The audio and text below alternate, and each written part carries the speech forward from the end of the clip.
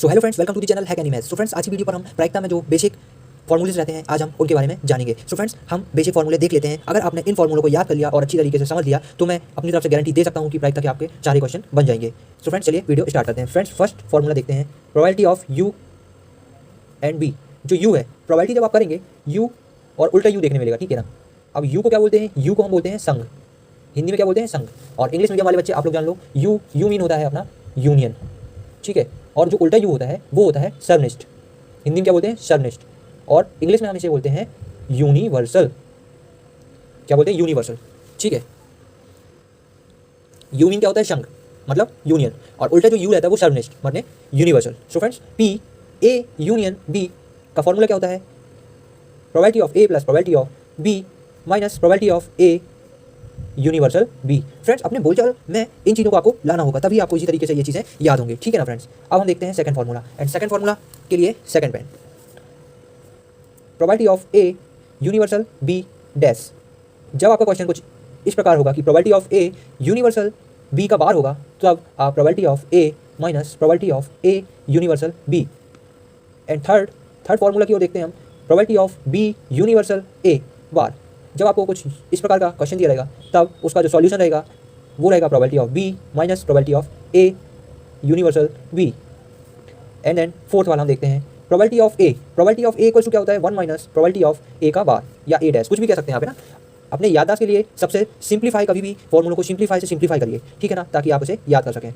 Probability of B equal to 1 minus P probability of B bar. Friends, आपको इन चिन्हों को बहुत ध्यानपूर्वक याद करना होगा, नहीं तो नजर हटी और दुर्घटना घटी वाली कहानी हो सकती है। So friends, probability of fifth वाला देखते हैं, probability of B equals to probability of A union B plus probability of A universal B minus probability of A. And then देखते हैं सिक्स्थ वाला देखते हैं, probability of A bar universal B bar equals to probability of A union B का dash. फिर हम देखते हैं सेवंथ वाला, probability of A union B का बार।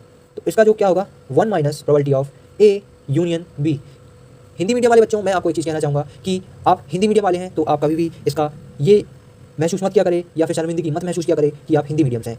We are Indian, so we are Hindi, okay. मेरी इंग्लिश थोड़ी कमज़ोर है तो मेरी इंग्लिश पे बिल्कुल मत जाना। चलिए फ्रेंड्स, हम देखते हैं एट्थ वाला देखते हैं, probability of A universal B bar. तो इसका फॉर्मूला क्या होगा? Probability of A minus probability of A universal B. And देखते हैं हम नाइन्थ वाला, probability of B universal A bar equals to probability of B minus probability of A universal B. चलिए friends, फटाफट से एक बार रिवीजन कर लेते हैं। Probability of A union B, आपको इस प्रकार से अगर क्वेश्चन में फाइंड करना है तो सिंपली आप इंडिकेट करके कभी भी याद करें। Probability of A universal B, तो probability of A plus probability of B minus probability of A universal B. Union का निकालना है तो माइनस में क्या हो जाएगा? Probability of A universal B. जब हम probability of A universal B bar निकालते हैं तब उसका फॉर्मूला होता है probability of A minus probability of A universal B. Probability of B universal A bar, तब इसका फॉर्मूला बनता है probability of B minus probability of A universal B, ठीक है। अब प्रोबेबिलिटी ऑफ ए, ये जो क्वेश्चन इनके ज़्यादा बनते हैं तो इनको थोड़ा सा ज़्यादा ध्यान देना है आपको। Probability of A equals to मतलब ज़्यादा मतलब आपको याद होने ही चाहिए। प्रोबेबिलिटी ऑफ ए क्या होता है? 1 minus A bar probability of A bar. और प्रोबेबिलिटी ऑफ बी का फॉर्मूला क्या होता है? 1 minus probability of B bar, ठीक है। और एंड प्रोबेबिलिटी ऑफ बी का एक फॉर्मूला और होता है, probability of A union B plus probability of A universal B minus probability of A. And six वाला हम जब देखेंगे, सिक्स वाला क्या है? Probability of A bar universal B bar equals to, इसका फॉर्मूला क्या बनता है? ए बार यूनिवर्सल बी बार, तो इसका सिंपली फॉर्मूला क्या हो जाएगा? Probability of A union B का बार।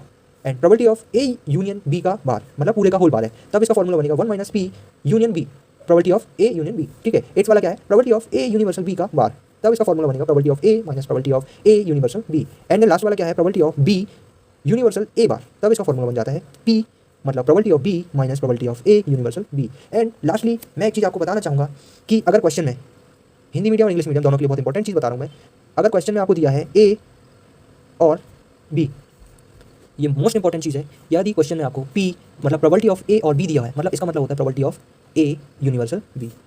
एंड अगर क्वेश्चन में प्रोबेबिलिटी ऑफ ए या बी दिया है, मतलब यहाँ ए या लिखा है, तो probability of A union B हो जाता है, ठीक है।